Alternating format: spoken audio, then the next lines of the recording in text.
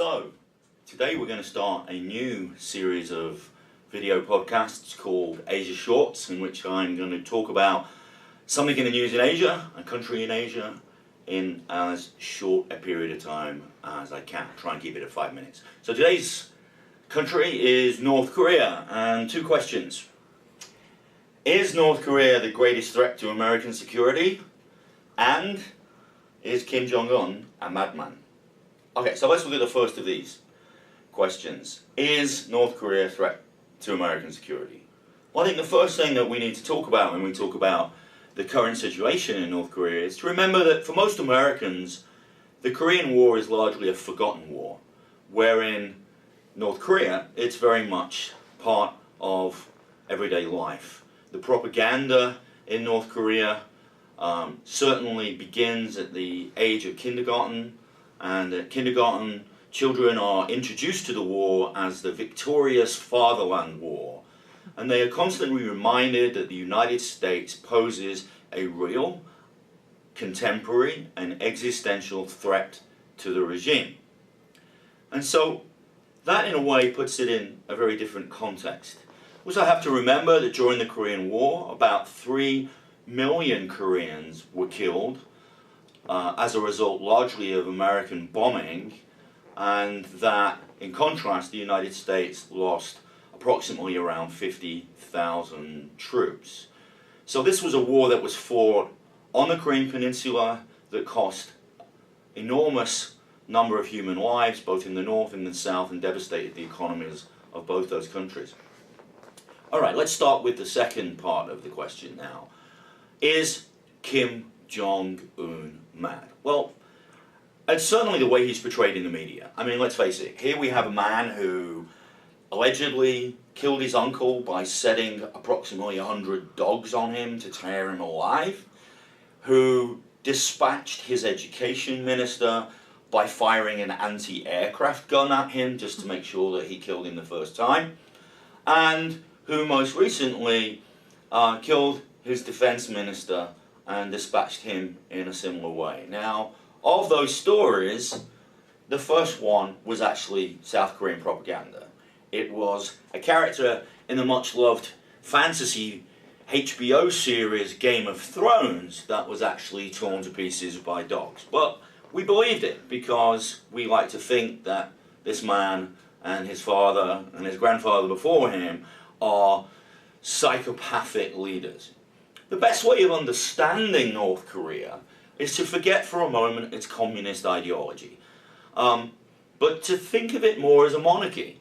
This is a country that's been ruled by the same family since the end of the Second World War, that's perpetuated a cult of personality surrounding all three of the Kims, and in that way, it does function very much like an absolute monarchy. And if we remember absolute monarchies in Europe's context, then we go back in time, we see that, well, kings and queens in Europe dispatched of their enemies and their political rivals in pretty bloodthirsty ways too.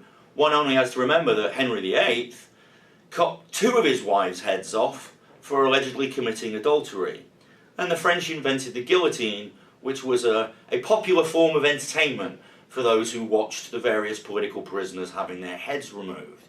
So the fact that we consider it to be brutal and we consider it to be barbaric is just very much a context of our modern Western democratic system. Today, we prefer to dispatch of political rivals with poison pen letters that are leaked to the media rather than actual poison itself. But if you actually think about it, why did he dispatch the 3 people in particular? Because, according to reports, they were plotting against him and they were posing a threat to his continued rule. So it's a perfectly rational thing to do. Go and read your Machiavelli. You get rid of your enemies if they pose a threat. And that's precisely what he did. So, is he irrational? Is he a madman? It depends on your perspective. Okay, so let's quickly go back to the first question. Threat to American security. Of course, we can't talk about North Korea without talking about nuclear weapons. And only earlier this week, the Koreans tested a intermediate range missile. And of course, we all panic about this.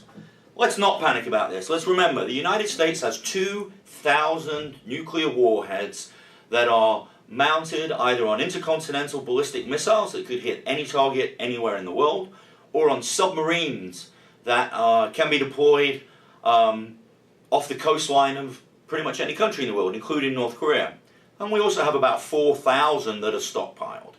North Korea has about enough fissile material for about 10 warheads, and certainly at the moment does not possess the ability to strike anywhere on the American heartland, let alone the Pacific West Coast. It could hit American bases in Guam or in Japan, but the question you have to ask is this: would it? Why would it launch a missile that could then result in a huge catastrophic retaliation by the United States that could effectively wipe the country off the face of the earth? It's not going to. Why does it pursue its nuclear missile programs then? Well, let's face it, it doesn't have many bargaining chips.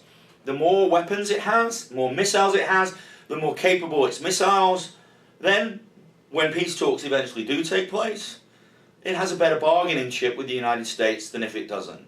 And when it looks around the world, it sees countries like Iraq and Afghanistan, countries that didn't have weapons of mass destruction, that saw US invasions and saw regime change. Why hasn't the United States attacked Iran? Because Iran also potentially has a nuclear weapons program too. So nuclear weapons, from the Koreans' point of view, are a perfectly rational way of ensuring the survival of their regime. Okay, a little bit longer than I would have liked, but it was the first go. Next time I'll talk about the region, about China's role, China's influence, and whether, at some point in the future, we might even see a change of regime in North Korea. That's the end of Asia Shorts this week.